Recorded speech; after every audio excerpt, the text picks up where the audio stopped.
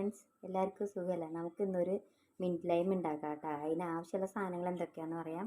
പുതിനയുടെ ഇല വേണം, ഇഞ്ചി ഒരു കഷ്ണം വേണം, 2 നാരങ്ങ തൊലി കളഞ്ഞ് വെച്ചിട്ടുണ്ട്, ഒരു 10 സ്പൂൺ പഞ്ചസാര, ഒരു നുള്ളു ഉപ്പ്, കസ്കസ്, വെള്ളം, ഇതൊക്കെയാണ് വേണ്ടത്. നമുക്കിതെല്ലാം കൂടി ഈ ആദ്യം ജാറിലേക്ക് ഇടുക. ഇത് എന്നിട്ട് നല്ലപോലെ അരയ്ക്കണം.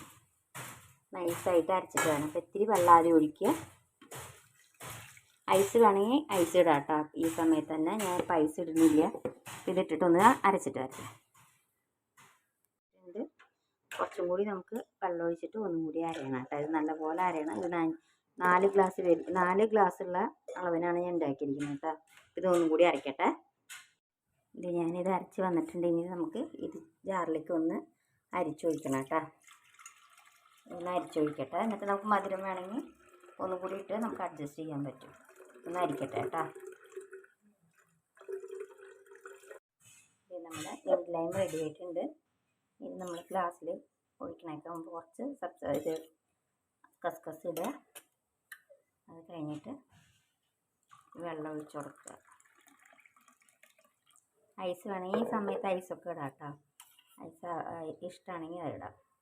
ഇങ്ങനെ നമ്മുടെ മിൻറ്റ് ലൈം റെഡി ആയിട്ടുണ്ട്. ഇത് നമ്മുടെ അടിപൊളിയായിട്ടുള്ള മിൻറ്റ് ലൈം റെഡി ആയിട്ടുണ്ട്. ഇത് എല്ലാവരും ഉണ്ടാക്കി നോക്കുക. എല്ലാവരുടെ അഭിപ്രായങ്ങൾ കമൻറ്റായിട്ട് അറിയിക്കുക. എൻ്റെ ചാനൽ ആദ്യമായിട്ട് കാണുന്നവരാണെങ്കിൽ എൻ്റെ ചാനൽ ലൈക്ക് ചെയ്യുക, ഷെയർ ചെയ്യുക, സബ്സ്ക്രൈബ് ചെയ്യുക.